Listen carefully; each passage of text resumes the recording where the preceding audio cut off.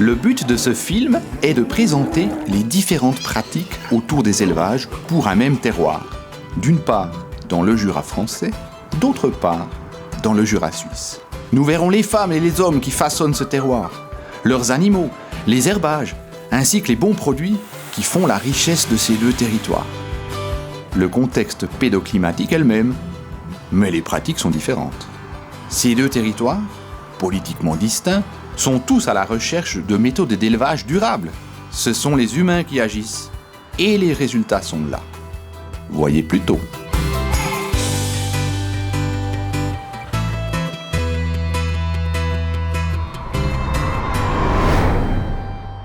On a 17 ODD et puis il y en a plusieurs justement qui concernent l'élevage. Il y a un objectif qui concerne l'alimentation. On a aussi des objectifs justement qui concernent le changement climatique, qui concernent l'eau.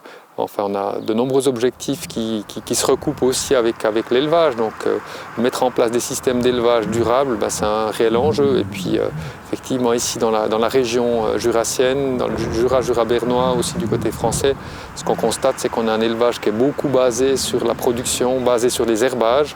Donc, on a finalement des circuits qui sont équilibrés, avec un bon équilibre aussi, justement, entre ce qui est utilisé pour l'alimentation et puis qui provient de la région.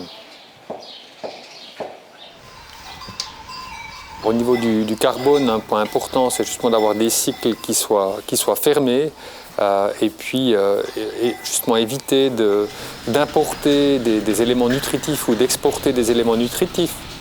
Un point aussi important, c'est le principe nose to tail, donc qu'on utilise en fait la bête dans son intégralité, qu'on la valorise aussi pleinement, ce qui est le cas ici au niveau de la région avec de nombreux artisans, bouchers par exemple, qui vont valoriser toutes les pièces en fait de la bête, toutes les parties en fait de la bête.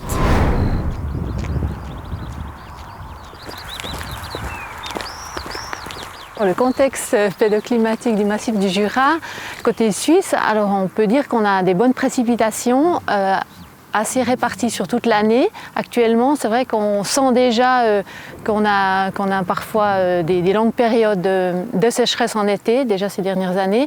Et puis au niveau des sols, on a quand même une bonne partie des sols, surtout sur les reliefs qui sont assez superficiels.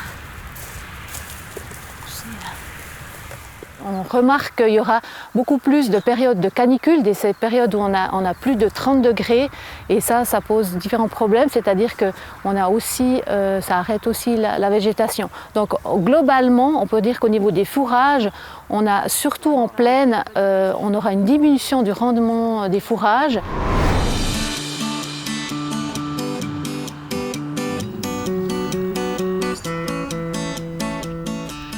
Sur l'exploitation, ici, nous produisons principalement la production laitière qui sera acheminée à la fromagerie ici à Develier pour la production de gruyère bio. Donc l'exploitation est en bio depuis 2002. Au niveau des fourrages, donc on est sur une exploitation sans ensilage, vu qu'on est en production fromagère.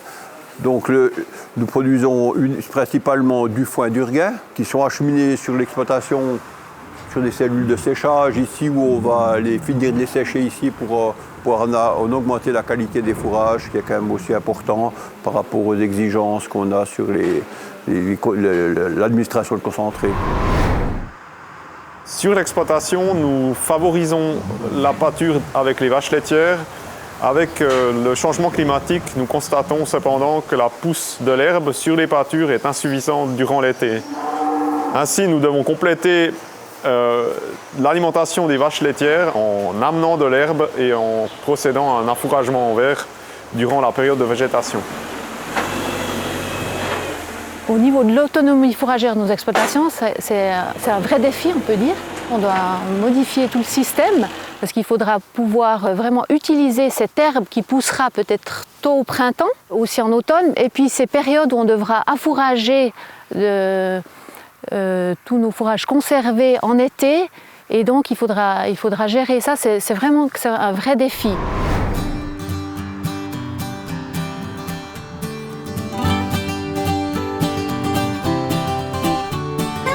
Ici on est en plein cœur du Jura français. Donc c'est un système de plateaux et de plaines arrosées par une rivière comme le Doubs. Voilà, un écosystème forêt-prairie. Et donc ça donne un système de polyculture-élevage relativement simple, c'est-à-dire les animaux sont nourris à l'herbe principalement, plus du stock d'herbe donc, qui s'appelle le foin et les regains. Voilà, et puis en plus les pâtures d'en haut, les alpages sont utilisés avec les vaches ou les génisses durant l'été.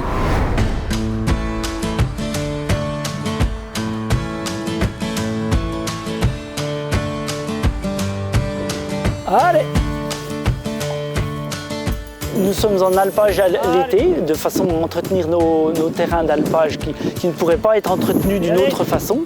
Pour nous, c'est quelque chose d'écologique aussi, d'avoir entre guillemets, des tondeuses à 4 pattes et qui nous permettent de maintenir ces environnements, ces espaces ouverts et de façon aussi à libérer nos terrains qui sont dans les fonds de la vallée où nous sommes actuellement, où dans quelques mois, nous allons y faire une coupe de foin.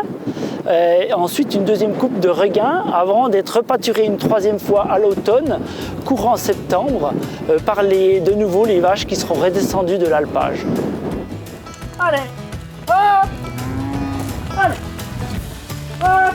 Nous avons sur l'exploitation uniquement la race Montbéliarde qui est dans le cahier des charges du comté, donc ça fait partie de l'image de marque de notre produit. Nous valorisons les déchets verts de la communauté de communes du Grand Pontarlier. Nous les compostons avec nos fumiers produits sur la ferme afin d'avoir un engrais organique très valorisé. Les vaches sont nourries principalement avec du foin et du regain et il leur faut aussi quelques concentrés. Mais pour pouvoir avoir un élevage durable, il faut avoir un concentré fait correctement et d'autre part un concentré qui soit consommé en quantité relativement petite, de telle manière qu'il n'y ait pas de concurrence entre la nourriture humaine et la nourriture des animaux. Le concentré ici n'est pas produit dans la région, il est produit dans les environs. Sur les fermes, on voit beaucoup de maïs et d'orge qui sont des céréales moins consommées par les humains.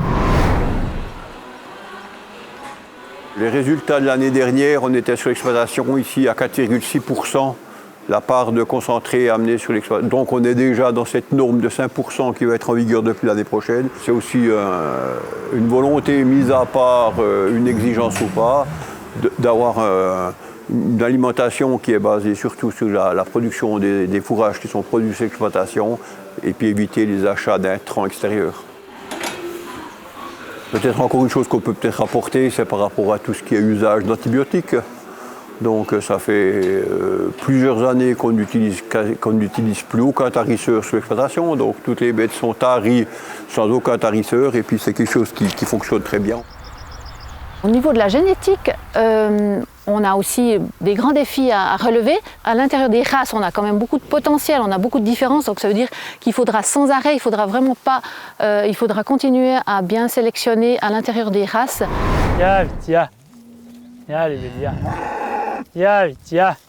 Il peut y avoir des différences pour une même quantité de fourrage de 10 litres de lait par vache et par jour. Et ça, pour nous, c'est très important, c'est quelque chose qui, pour moi, pour nous, est relativement écologique. Je dirais qu'on a de tout temps ici élevé de la Montbéliarde, donc une race mixte qui va très bien pour l'agriculture biologique, une vache qui est résistante, qui possède de bons membres, qui a des aptitudes de longévité aussi, ce qui est quand même des aspects importants, entre autres pour la production et pour la durabilité de l'exploitation.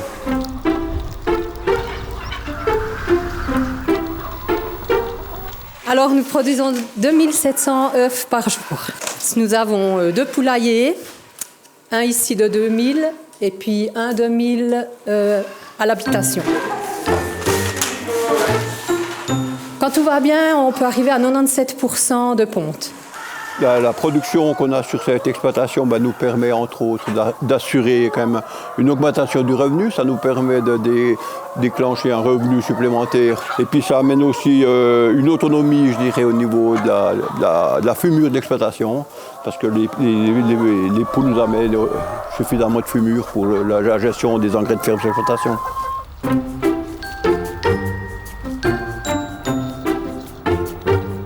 La gestion d'une production de volailles comme ici, parler de durabilité, c'est toujours assez délicat de parler parce que finalement, il y a quand même beaucoup d'éléments qu'on ne maîtrise pas, entre autres sur la longévité de la poule. Il y a à peu près 5% de l'alimentation qui est donnée sous forme de grains entiers, donc de blé. Donc cette quantité-là peut être effectivement produite sur l'exploitation.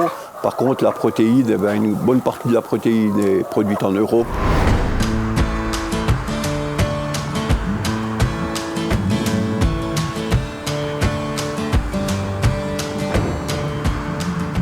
Donc sur la ferme, nous avons une production 100% de lait de vache. Lait de vache qui va servir à la transformation de lait pour compter AOP dans la fruitière de Cernemono à 2 km.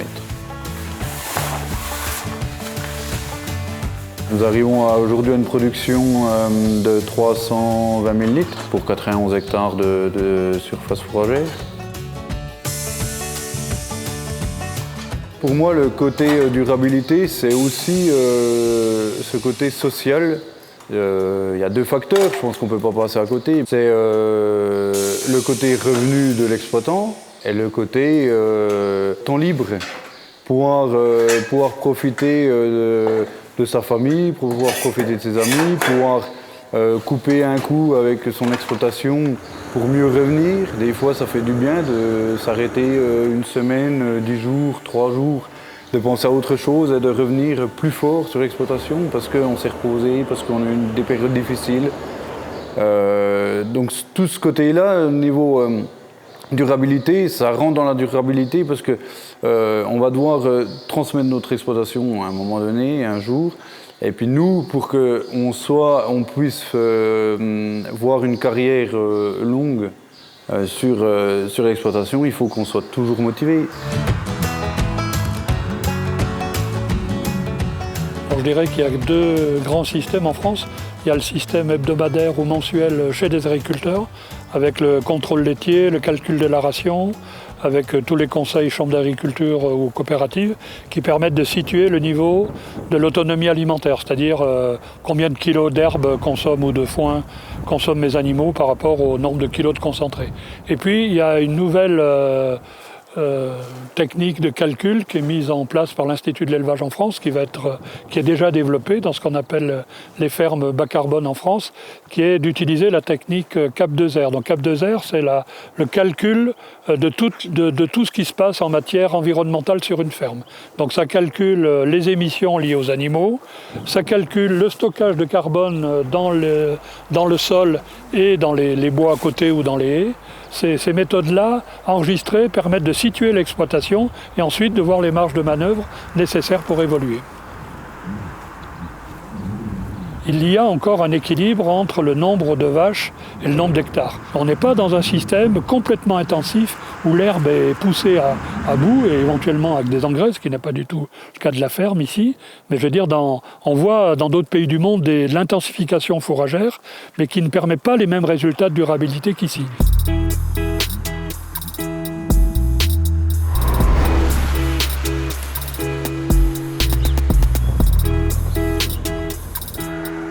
Ici, nous sommes à la coopérative de Bonnetage, qui est composée de 16 producteurs pour 8 exploitations. Et on livre environ 2 500 000 litres de lait par an, transformés uniquement en comté, ce qui représente à peu près 5 500 à 6 000 meules de comté par an. Le prix du lait, en moyenne, s'élève entre 580 et 650 € les 1000 litres. Alors ici, tout est organisé par le CIGC, qui nous délivre des plaques vertes. Et ces plaques vertes, nous sommes limités en quantité par an, d'une année sur l'autre. Ces plaques vertes ne sont pas gratuites, on les achète. Et on sait d'une année sur l'autre la production que nous devons faire. Par rapport à la coopérative, toutes les exploitations sont à moins de 25 km, Au-delà, ils doivent choisir une autre coopérative pour livrer leur lait. L'interprofession, elle gère les volumes, elle gère le prix du lait, du fromage blanc, c'est-à-dire avant 4 mois. Elle gère le prix, c'est des moyennes entre coopératives. C'est des agriculteurs qui sont nommés par nous au sein du CGC, au sein de l'interprofession.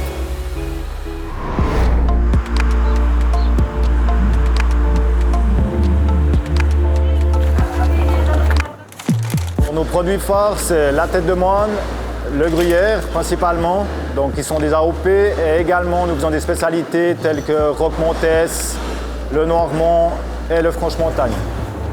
Alors les laits viennent toute la région du Noirmont dans un rayon de 4 km.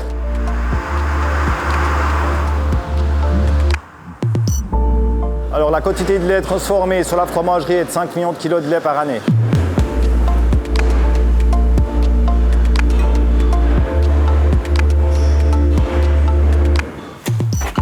Alors au niveau de l'énergie, donc nous avons la production de chaleur qui vient de l'entreprise Flux, donc ça chauffe à l'aide de bois, et puis qui nous distribue de l'eau chaude pour distribuer sur nos installations.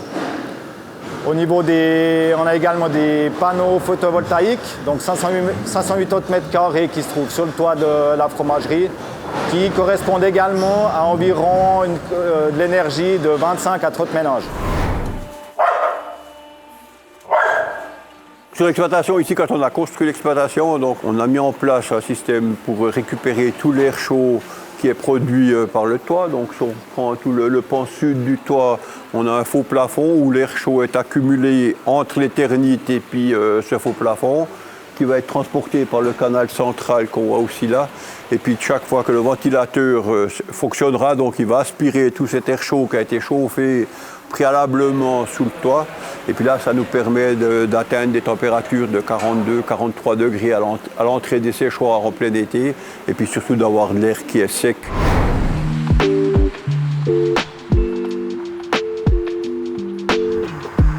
Ici, nous produisons de l'énergie à base des déchets agricoles en majorité, qui nous permettent de produire de l'électricité et de la chaleur qu'on valorise dans la région. L'électricité est injectée dans le réseau et la chaleur sert entre autres à chauffer les casernes militaires qui sont en face de chez moi.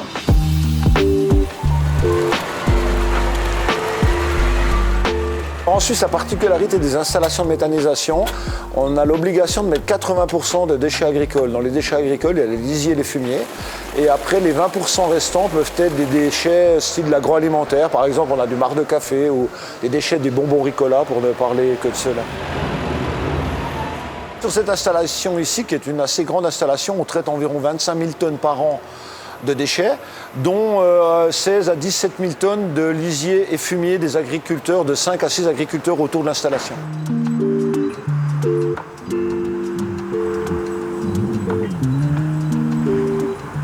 Les agriculteurs qui me livrent leur fumier, les lisiers qui se trouvent à 1 km, 2 km de l'installation, en captant ces fumiers lisiers, on évite le rejet de méthane qui est 25 fois plus polluant que le CO2. Et puis mon idée depuis des années, c'est de redonner ces crédits carbone sur le méthane qu'on arrive à capter en méthanisation. On a plusieurs projets de méthanisation dans le Jura, il y en a 7 en fonction. On pourrait faire x3 les installations dans notre canton. Ça pourrait représenter 10% de la production de CO2 dans le Jura qu'on éviterait de rejeter dans l'atmosphère par la construction et l'utilisation de la méthanisation pour produire de l'énergie locale, renouvelable. On a le séchoir qui utilise la chaleur de l'installation, qui nous permet de déshydrater le fourrage. Et après, on en sort des produits comme ceux-ci qui sont déshydratés artificiellement. On a l'idée d'essayer de récolter que les feuilles de luzerne en saison. Et quand on récolte que les feuilles de luzerne, c'est-à-dire qu'on monte environ à 27 voire 30% de protéines. Ce qui veut dire que par là, ces feuilles-là qui sont déshydratées peuvent être digérées par les monogastriques comme les poules ou les porcs. Et je suis convaincu qu'il y a un gros potentiel, surtout chez nous, pour essayer de substituer le soja, pour pouvoir avoir des apports protéiques produits en Suisse pour les vaches suisses.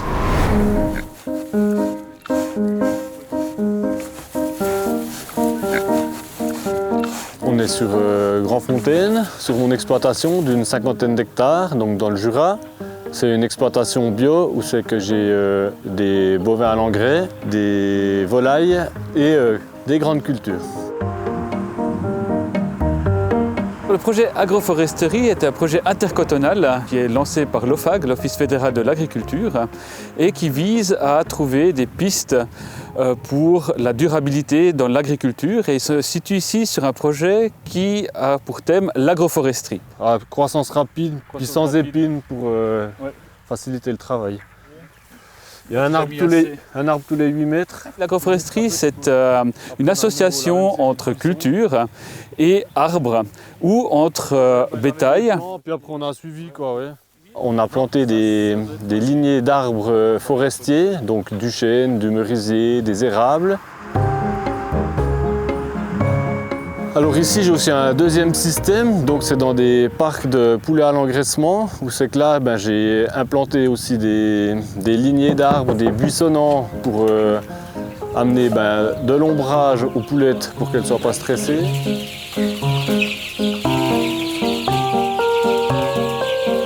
C'est extrêmement intéressant de suivre ça au niveau sol, au niveau hydrogéologie, je dirais, au niveau aussi biodiversité, bien sûr, parce que c'est clair que ces végétaux ont aussi amené de la biodiversité.